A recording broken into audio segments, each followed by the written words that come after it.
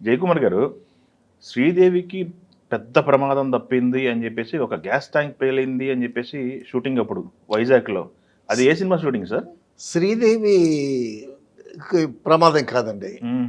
అక్కడ అభిలాష షూటింగ్ జరుగుతోంది. అభిలాష్ అంటే చిరంజీవి గారు, చిరంజీవి గారు, రాధిక, రాధిక.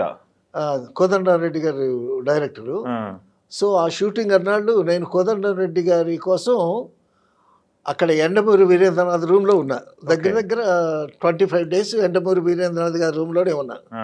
ఎందుకంటే ఆయన అప్పుడు చాలా బిజీగా ఉన్నాడు కోదండరామిరెడ్డి గారు. హ్మ్. నేనేమో ఊటివో రైవరవు తమిళ్ క్యాసెట్ ఆయనకి చూపించి ఆ! కోదండరామిరెడ్డిగా చూపించాలి.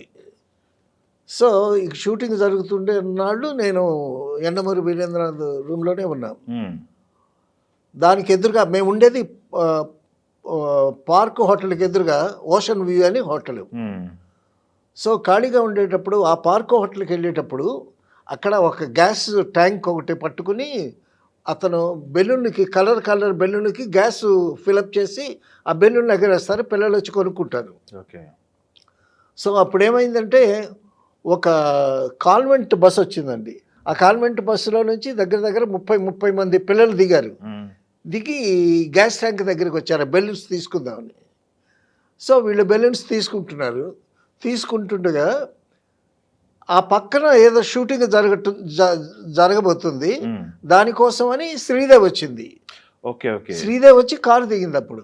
ఓకే. అభిలాష్ షూటింగ్ వేరు, శ్రీదేవి వచ్చిన షూటింగ్ శ్రీదేవి వేరు. వచ్చిన షూటింగ్ వేరు. హుహు. సో శ్రీదేవి వచ్చింది అనేసరికి అప్పుడు శ్రీదేవి మంచి ఫామ్లో ఉంది, మంచి ఫేమ్లో ఉంది. హ్మ్.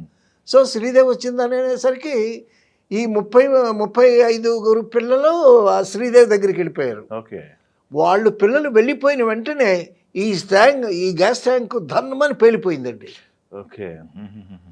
సో చాలా అదృష్టం ఏంటంటే శ్రీదేవి రావటం, ఈ పిల్లలందరూ అటు వెళ్ళటం. హ్మ్. అదే కానీ శ్రీదేవి రాకుండా ఉండుంటే, ఆ గ్యాస్ ట్యాంక్ పేలి ఉంటే హ్మ్. పాపం పిల్లలకి ఎంత ప్రమాదం జరిగేది.